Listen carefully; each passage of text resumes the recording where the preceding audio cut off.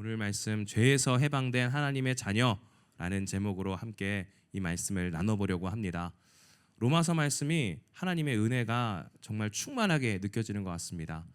이제까지 믿음에 대해서 우리가 의롭다 하심에 대해서 뭔가 세상에서 살아가면서 혼동하고 또한 잘 헷갈렸던 그런 부분들이 로마서를 읽으면서 함께 묵상하면서 더욱더 또렷해지고 우리가 하나님의 자녀다라는 사실이 더욱더 믿어지게 되는 것 같습니다.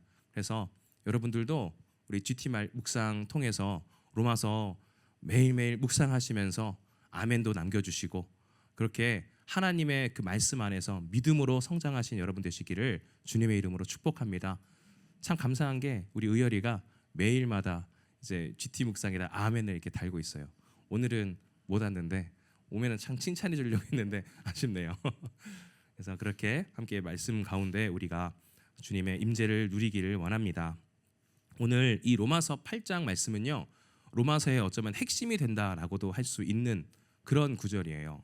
그래서 혹은 옥하는 목사님은 로마서는 이 8장만 읽으면 된다라고 하실 정도로 8장이 굉장히 임팩트 있고 또한 칭의에 있어서 의롭다함을 얻는 그 믿음에 있어서 가장 중요한 핵심이다라고도 할 수 있습니다. 또한 이것을 성령장이다라고 하시는 분들도 있어요.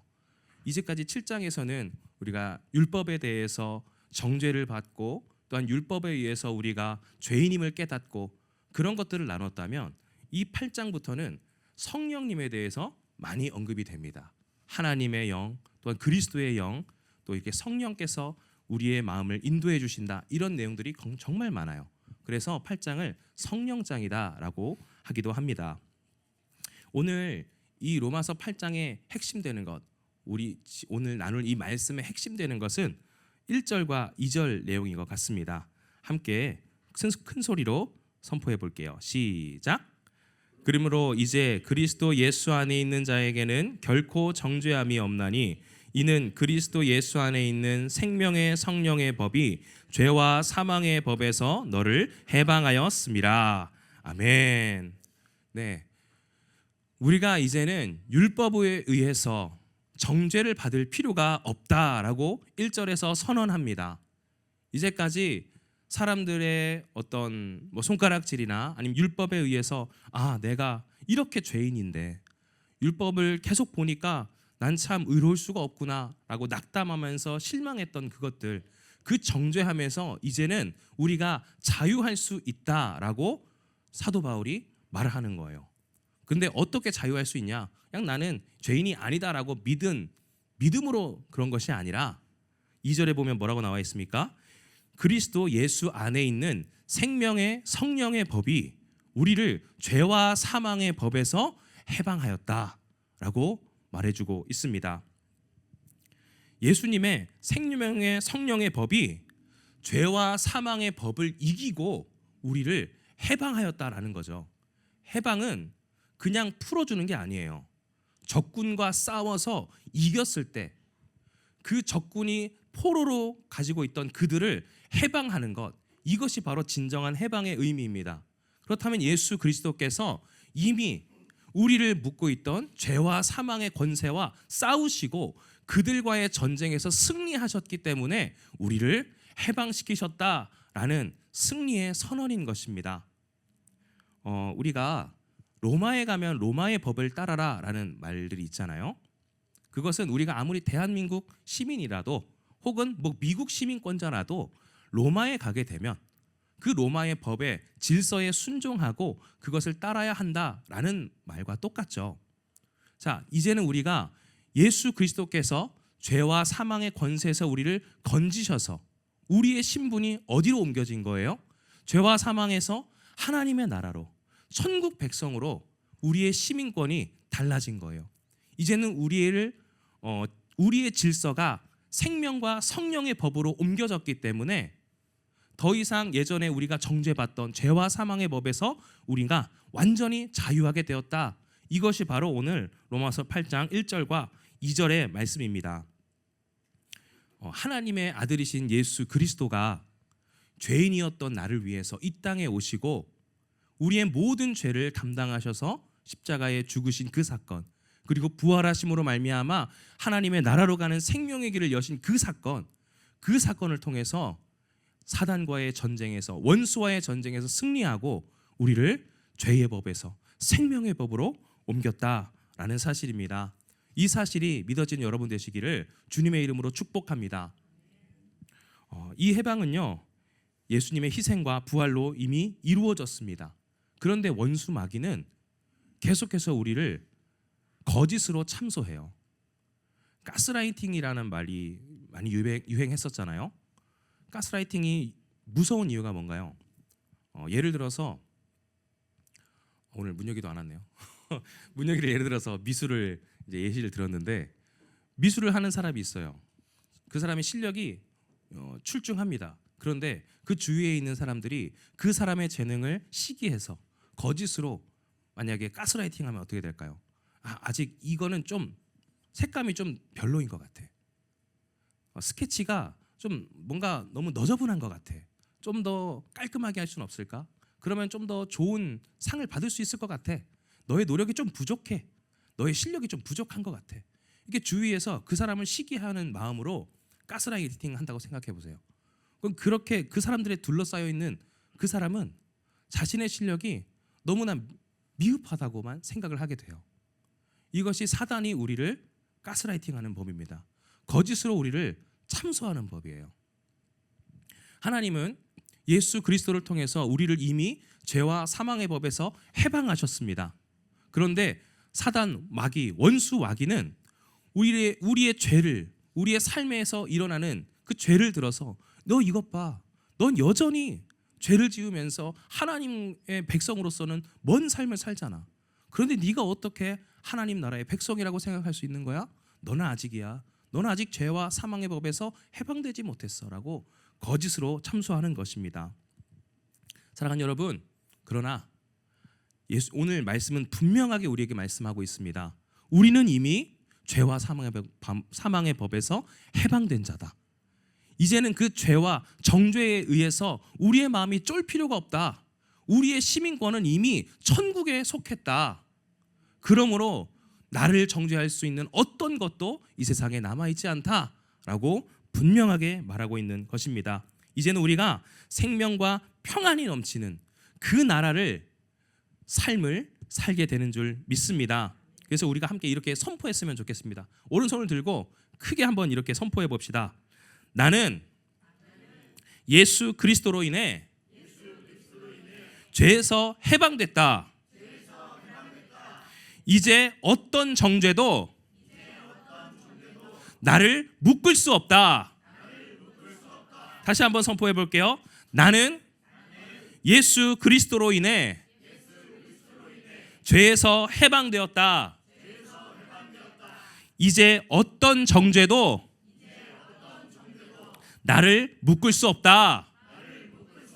아멘. 이 사실이 믿어지는 여러분 되시기를 주님의 이름으로 축복합니다.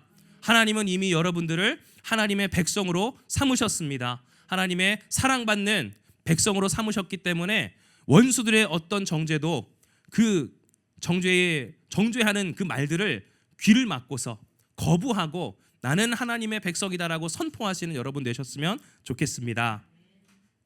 이제 우리가 죄의 법에서 완전히 해방됐어요.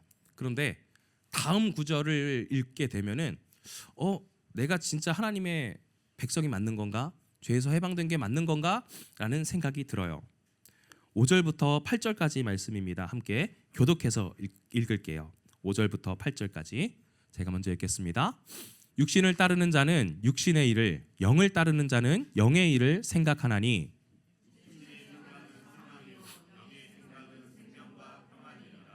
육신의 생각은 하나님과 원수가 되나니 이는 하나님의 법에 굴복하지 아니할 뿐이라 할 수도 없습니다. 아멘. 육신의 사람은, 육신의 일을 행하는 사람은 육신의 일만을 생각하게 된대요. 영의 일을 행하는 사람은 영의 생각만은 따라가게 된다고 합니다. 우리가 하나님의 백성으로서 예수님을 믿는 자로서 여기에 모여서 함께 예배하지만 우리 일주일간의 삶을 되돌아보면 어떠신가요?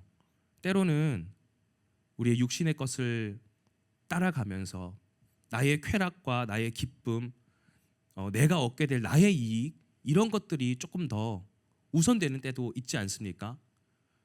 그렇게 우리의 삶을 들여다보면 내가 완전한 영의 사람인가? 라고 생각하지 못하는 그런 순간들이 있다는 것이에요.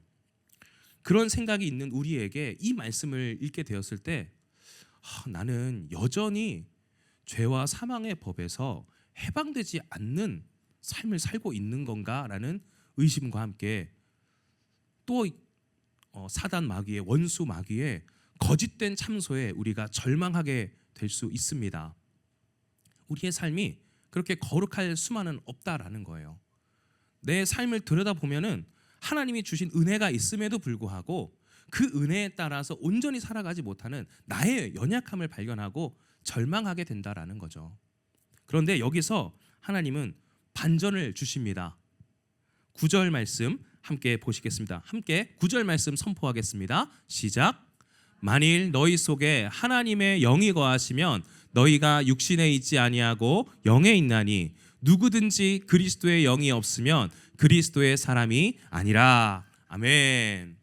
네, 만일 너희 속에 하나님의 영이 거하시면 너희가 육신에 있지 아니하고 영에 있다라고 말하고 있습니다. 근데 이것만 읽으면은 내 속에 영이 거하시는지 안 거하시는지를 내가 어떻게 알지? 라는 의문이 들어요. 근데 이거는 만일이라고 시작했지만 만약에란 뜻이 아닙니다. 가정법이 아니에요. 이거는 전제라는 뜻이 있습니다. 그렇기 때문에 그 전제라는 뜻을 가지고서 다시 이 말씀을 해석해 보면 하나님의 영이 다시 한번 9절 말씀 띄워주세요. 하나님의 영이 거하시기 때문에, 하나님의 영이 우리 안에 거하시기 때문에 우리는 육신에 있지 아니하고 영에 있을 수 있다. 하나님의 영이 우리 안에 거하시기 때문에 그리스도의 영이 우리 안에 있기 때문에 우리는 그리스도의 사람이다 라고 말하는 것입니다. 아까 앞서 우리가 이미 죄와 사망의 법에서 멀어진, 육신을 따르지 않는 영을 따라갈 수 있는 사람이라고 말씀을 드렸어요. 이미 사망의 법에서 생명의 법으로, 성령의 법으로 우리의 신분이 옮겨졌다라고 말씀을 드렸습니다. 그렇다면 우리가 이 일상에서 죄를 짓게 되더라도 하나님이 기뻐하시지 않는 그런 행동을 한다 할지라도 우리 안에 여전히 하나님의 영이 거하시고 있다라는 사실입니다. 우리가 성경을 보면은 탕자의 비유가 나오죠. 탕자가 아버지의 뜻을 거슬러서 나도 이제 집 밖에 나가면 성공할 수 있어.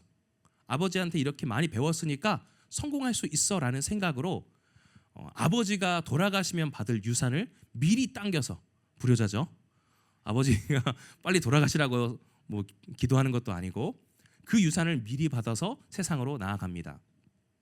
그리고 거기서 그 모든 재산을 탕진하고 완전한 실패자로, 세상에서 봤을 때 완전 실패자로 전락을 하게 돼요. 돼지들이 먹는 쥐염 열매를 먹어가면서 끼니를 해결하는 정말 너무나 절망적인 삶을 살아갑니다. 그때에 자신의 아버지의 집에서는 종들도 나보다 더 잘 사는데, 종들도 깨끗한 옷을 입고 살아가는데 나는 이게 뭔가, 다시 아버지께로 돌아가야겠다. 그런데 내가 차마 아버지 그 유산을 탕진했다라고 말할 수도 없고 너무 염치가 없으니까 아들로서 가는 게 아니라 그의 종으로서, 노예로 그곳에 가서 일을 하면서 싹을 받아서 생활해야겠다, 이렇게 마음 먹고 아버지께로 돌아갑니다. 근데 아버지는 어떻게 대해주나요? 세상에서 실패하고 세상에서 죄짓고 육신의 일을 따랐던 그런 아들이었지만, 그래서 실패자로 전락됐지만 여전히 그를 아들로 대해줘요. 그 꼬질꼬질한 손에 가락지를 끼워주고 누더기처럼 해져버린 그 옷을 아버지의 옷으로 가려줍니다. 이것이 오늘 우리의 삶과 똑같다라는 거예요. 우리가 육신의 일을 범하면서 하나님의 영과는 먼 삶을 살지만, 그래서 사단은 우리가 마치 실패자라고 하나님의 백성이 아니라고 거짓으로 참소하지만 이미 예수 그리스도의 공로로 인해서 우리는 시민권이 죄와 사망의 법에서 생명의 성령의 법으로 옮겨진 사람, 하나님의 자녀라라는 사실이 변하지 않는 겁니다. 천국 백성으로서의 우리의 가치관은, 우리의 정체성은 변하지 않는다라는 사실입니다. 그러므로 우리가 죄 짓는 습관, 사단의 유혹 속에서도 절망할 필요가 없습니다. 우리는 이미 죄와 사망의 법에서 해방되었기 때문에 우리 안에 하나님의 영이 거하신다라는 사실이에요. 그 하나님의 영이 거하시기 때문에 우리가 그리스도인이 될 수 있고 육신의 일에서 벗어나서 영의 길을 따라갈 수 있는 사람이 되었다라는 사실입니다. 여러분들, 아직 우리가 연약해서 넘어질 수 있는 그 죄악들, 하나님 앞에 떳떳하지 못했던 순간들이 있다고 하더라도 절망하지 마십시오. 하나님은 그런 여러분들을 위해서 예수 그리스도를 보내셨습니다. 그리고 이미 우리가 그 예수님을 믿기 전부터 우리의 죄를 용서해 주셨어요. 그리고 그 사실이 믿어진 우리가 죄에서 용서함을 받음을 알게 되었다라는 사실입니다. 그 믿음으로 하루하루를 살아가는 여러분 되셨으면 좋겠습니다. 하나님의 백성으로서의 그 정체성을 가지고서 나는 정죄받지 않는 자다. 우리가 어떤 죄로 인해서 넘어지더라도 나는 여전히 예수 그리스도의 안에 있다. 이 사실로, 이 믿음으로 세상을 살아가신 여러분 되셨으면 좋겠습니다. 그리고 그래서 그렇게 그리스도 안에 있는 자, 하나님의 영을 따르는 자가 어떤 변화가 있느냐, 우리의 삶에 어떤 변화가 있었느냐, 이것이 바로 10절과 11절에 있습니다. 먼저 10절 말씀 함께 읽어볼게요. 시작.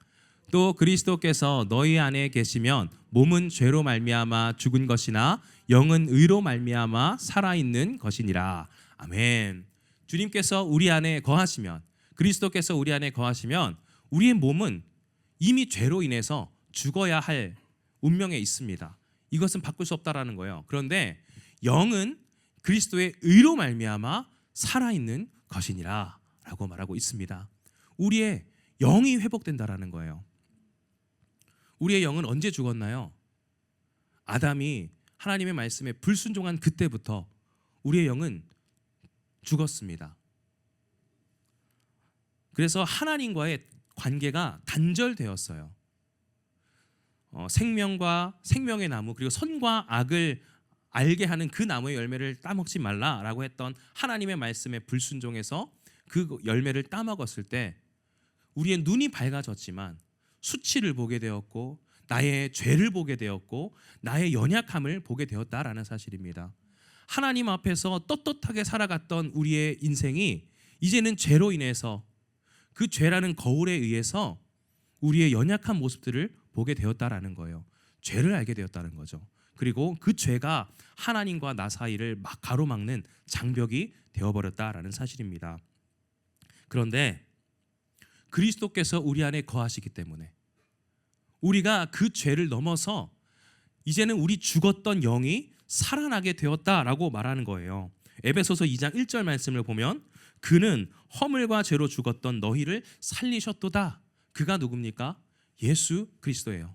예수 그리스도께서 허물과 죄로, 우리 아담의 원죄로 인하여서 계속해서 죄만을 지어왔던 우리 인류의 인생이 어떻게 바뀌었어요? 살리심을 받은, 살리심으로 우리의 영도 회복되게 되었다라는 거예요. 영이 회복되었다라는 것은 무엇입니까? 하나님과 나 사이의 관계가 회복되었다라는 거예요. 관계가 회복되면 어떻게 됩니까? 그 사람이 좋아하는 것을 내가 하게 되고 내가 좋아하는 것을 또한 그 사람이 하게 돼요. 하나님이 좋아하시는 것을 내가 하게 된다는 것은 무엇입니까? 육신의 일을 따르지 않고 영의 길을 따라 살아가는 인생이 되었다라는 것이에요. 아까 앞서서 우리가 살펴봤잖아요. 육신에 거하는 사람은, 육신을 따르는 사람은 육신의 일만을 거하게 되고 영을 거하는 사람은 영의 일만을 따라가게 된다. 우리의 영이 회복되었기 때문에 하나님과의 관계가 회복되어서 이제는 하나님이 싫어하시는 육신의 일을 따르지 아니하고 하나님이 기뻐하시는 영의 일을 따라서 살아가게 되었다라는 사실입니다. 이것이 바로 우리의 영이 살리심을 받은 하나님의 축복이요 하나님의 은혜인 줄 믿습니다. 그러므로 해서 우리가 하나님과 친분이 회복되게 되었고 하나님의 자녀로서의 삶, 천국 백성으로서의 삶을 살아가게 되었다라는 사실입니다. 이것으로 끝이 아니에요. 11절을 함께 읽어봅시다. 함께 선포해 볼게요. 시작. 예수를 죽은 자 가운데서 살리신 이의 영이 너희 안에 거하시면 그리스도 예수를 죽은 자 가운데서 살리신 이가 너희 안에 거하시는 그의 영으로 말미암아 너희 죽을 몸도 살리시리라. 아멘. 앞서 10절에서는 뭐라고 했습니까? 우리의 몸이 죄로 인해서 죽을 운명에 처해 있었다. 이것은 변하지 않는다라고 했어요. 근데 11절에서는 뭐라고 말해요? 우리의 영이 살았기 때문에 우리의 죽을 몸도 다시 살아날 것이다. 이거는 모순이 아니에요. 예수 그리스도께서 우리의 죄를 짊어지시고 죽으셨죠. 하지만 부활하셨습니다. 그 죽었던 몸이 그저 좀비처럼 부활한 건가요? 아니었어요. 부활의 새 몸을 입고 완전히 깨끗게 되어서 죄와는 완전히 단절되어서 하나님의 아들로 다시 부활하신 것입니다. 오늘 이 11절 말씀은 예수 그리스도의 부활을 우리가 또한 경험하게 될 것이다 라고 말하는 거예요. 죄와 완전히 단절되어서 죄와 사망의 법에서 완전히 해방된 우리, 그로 말미암아 우리의 영이 회복되어서 다시 예수 그리스도가 부활하셨듯이 우리도 부활의 몸을 입고 예수 그리스도의 그 부활을 경험하게 될 것이다. 우리도 부활하게 될 것이다 라고 말하는 것입니다. 하지만 이것은 지금 당장에 일어나는 일은 아니에요. 예수 그리스도께서 이 땅에 재림하셨을 때 모든 사망의 권세를 이기시고 승리하실 그날에 우리 성도가 이루게 될 하나님의 영광인 줄 믿습니다. 우리 성도가 그때에 우리 죽었던 몸은 이 땅에 썩어지지만 부활의 몸을 입고 다시 일어나서 천국 백성으로서 고통도 없고 슬픔도 어떤 절망도 없는 그 나라의 삶을 살게 된다라는 사실입니다. 사랑하는 여러분, 주님은 우리를 위해서 죽음을 감당하셨고 우리를 죄와 사망의 법에서 해방하셔서 천국 백성으로 삶을 살아가게 하십니다. 영을 살리시고 우리 죽을 몸도 살리셔서 완전한 하나님의 나라로 들어가게 하십니다. 여기에서 우리의 공로는 아무것도 없어요. 그저 그 사실을 믿기만 했는데 우리에게 주어진 하나님의 은혜입니다. 그런데 그러면 우리 이렇게 생각을 하게 돼요. 우리가 이미 죄사함을 얻었고 죄를 지어도 하나님의 나라에 들어갈 수 있다면 그럼 우리는 이 땅에서 얼마든지 죄 짓고 살아도 되는 거 아닌가? 이렇게 생각하시는 분이 있다면 바울은 이렇게 말하고 있어요. 12절부터 14절까지 함께 교독하실게요. 제가 먼저 읽겠습니다.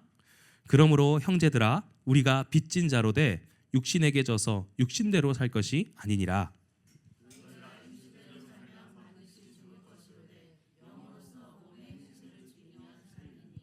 무릇 하나님의 영으로 인도함을 받는 사람은 곧 하나님의 아들이라. 아멘. 우리가 예수 그리스도의 은혜에 빚진 자라는 거예요. 그죠? 우리가 살게 된 것에 나의 공로는 아무것도 없어요. 그런데 예수 그리스도의 공로로 인해서 주님이 고통받으시고 죽으심으로 인해서 우리가 살리심을 얻었습니다. 우리는 당연히 이 은혜에 빚진 자예요. 그러면 우리의 생명이 어디에 속해 있을까요? 하나님께 속한 거예요. 우리 소방관 분들 정말 자신의 목숨을 내놓고서 많은 분들을 살리시죠. 때로는 그 과정에서 하나님 나라로 가게 되는 순간들도 있습니다. 숭고한 희생이죠. 그 희생의 사랑 앞에서 살리심을 받은 자가 어떻게 다른 것을 생각할 수 있을까요? 내가 살리심을 받았는데 다른 소방관들한테 가가지고 우리 집 지금 불타고 있는데 이거 어떻게 책임질 겁니까? 라고 따지는 사람이 있을까요? 없겠죠. 생명을 구원받은 것 하나만으로도 그 감격에 감사하며 살아가게 될 것입니다. 우리의 인생이 마치 그와 같다라는 거예요. 예수 그리스도께서 나를 위해서 죄와 사망이라는 정말 극렬한 고통 속에서 죽으시고 그 모든 죄를 지불하셔서 그 죄의 값을 지불하셔서 내가 살게 된 거예요. 그 사랑을 경험한 우리는 감히 다른 것을 쫓을 수가 없다.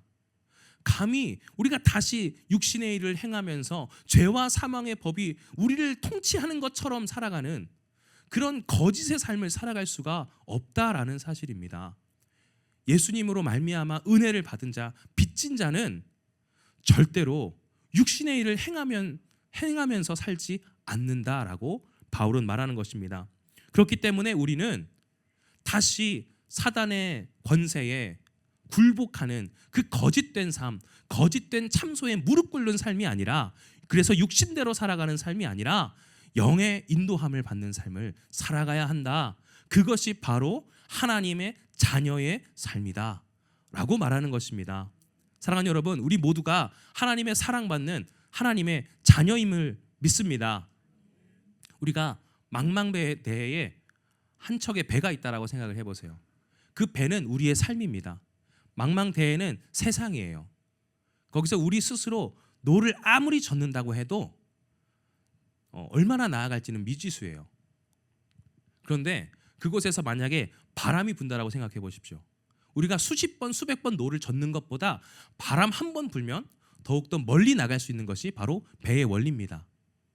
그것처럼 우리 스스로가 이 육신의 일을 따르지 않으려고 노력하고 아무리 우리가 거룩하게 살려고 노력한다 하더라도 우리의 인생은 어쩌면 제자리일 수 있어요. 그렇지 않습니까? 오늘 쭉 살펴본 내용에 의하면 우리는 하나님의 백성의 삶을 살지만 여전히 이 땅에서 죄를 짓는다라고 하잖아요. 그래서 우리 스스로 우리의 노력으로 우리의 열정으로 아무리 노를 저어도 나아가는 것은 얼마 되지 않아요. 근데 만약에 그곳에 성령의 바람이 분다라고 생각해 보십시오. 성령의 바람이 불어서 우리가 나아갈 수 있는 것보다 더욱더 멀리, 더욱더 쉽게 나아갈 수 있다면 우리는 이 육신의 일을 거부하고 육신대로 살아가지 않고 영의 길을 따라갈 수 있다라는 사실입니다. 그래서 오늘 11절은 이렇게 말을 하고 있는 거예요. 그러므로 형제들아, 13절에 너희가 육신대로 살면 반드시 죽을 것이로되 영으로서 몸의 행실을 죽이면 살리니. 하나님의 영으로 우리의 몸의 행실을 죽여야 한다라는 거예요. 나의 노력과 나의 열정으로가 아니라 하나님의 영의 인도함을 받고 우리의 육신의 몸을 죽여야 한다라는 거예요. 몸을 죽인다라는 것은 실제로 우리가 몸을 자해하는 게 아니죠. 우리 몸에서, 우리 육신에서 일어나는 모든 욕구와 그런 쾌락을 따라가려고 하고 세속을 따라가려고 하는 그 마음을 죽이라는 거예요. 근데 아무리 그것을 누른다고 해도 안 되잖아요. 계속해서 넘어지잖아요. 그것에 있어서 해결법이 뭐라고 말씀하시는 거예요? 하나님의 영으로 우리가 이길 수 있다라는 사실입니다. 여러분, 하나님 정말 우리 사랑하십니다. 그래서 예수 그리스도를 보내주셨고 성령님을 보내주셔서 우리가 매일매일의 삶 속에서 영의 길을 나아갈 수 있도록 하시는 거예요. 그래서 성령님의 인도하심에 순종하는 우리가 되었으면 좋겠습니다. 성령님의 인도하심에 순종하는 자가 하나님의 자녀라고 말씀하고 계십니다. 하나님의 자녀인 우리는 성령의 인도함을 받을 때 순풍처럼 그 배가 나아갈 수 있어요. 우리가 이 땅에서 많은 고민과 슬픔이 있죠. 근심이 있죠. 이제 사업을 시작하려고 하는데 과연 나의 노력으로 이것이 얼마나 발전할 수 있을까? 얼마나 성장할 수 있을까? 이제 우리의 자녀들이 이 험한 세상 속에서 어떻게 건강하게 살아갈 수 있을까? 또 우리 결혼을 앞두고 있는 청년들, 좋은 사람 만나서 좋은 가정을, 건강한 가정을 꾸려갈 수 있을까? 그것이 나의 노력만으로 가능한 것일까? 여러 가지 고민들이 우리의 삶을 에워싸고 있습니다. 그 고민과 근심 가운데 우리는 때로는 세상적인 방법을 선택하기도 해요. 근데 그 세상적인 방법이 모두 다 성공을 이루는 것은 아닙니다. 전문가의 도움을 받아서 상담도 받고 또 어떤 결혼 부부 세미나를 가서 함께 그곳에서 참여도 하고 해도 사람의 마음은 우리 스스로가 바꿀 수가 없어요. 근데 누구는 바꾸십니까? 성령님은 바꾸시는 거예요. 성령께서 바람을 불어주시면 그 배가 나아가는 것처럼 우리의 인생이 바뀔 수 있는 거예요. 그렇기 때문에 우리가 성령의 인도하심에 따라서 순종하는 우리가 되었으면 좋겠습니다. 마지막으로 이 예화 하나 하고 마칠게요. 평평하게 잘 다져진 운동장에 비가 내리면 아무리 평평하게 잘 다져졌어도 길이 납니다. 그런 것처럼 우리가 육신의 일들을 따라 선택하고 행하면 육신의 길이 우리 인생에 나게 되는 것이고요. 영의 길을 따라서 살게 된다면 영의 길이 나는 것입니다. 근데 이 영의 길이란 것은 우리의 경험치나 나의 어떤 노력으로 이룰 수 없는 것이에요. 아무리 우리가 예배 인도를 영적으로 하고 싶다라고 해서 나의 어떤 노래 실력으로, 악기의 실력으로 할 수 없는 것처럼, 성령께서 우리의 예배에 임하셨을 때 영적인 예배가 드려지는 것처럼, 영의 일을 선택했을 때 우리가 영적인 삶을 살 수 있는 것입니다. 그럼 영적인 삶에는 다른 방도가 없어요. 말씀과 기도로 매일매일 하나님과 동행하는 것, 그런 나의 삶이 있을 때 우리가 하나님의 영을 감지할 수 있고 성령님의 인도하심을 감지할 수 있는 거예요. 예배를 인도할 때에도, 찬양할 때에도 성령님의 인도하심을 어떻게 우리가 감지할 수 있습니까? 느낄 수 있습니까?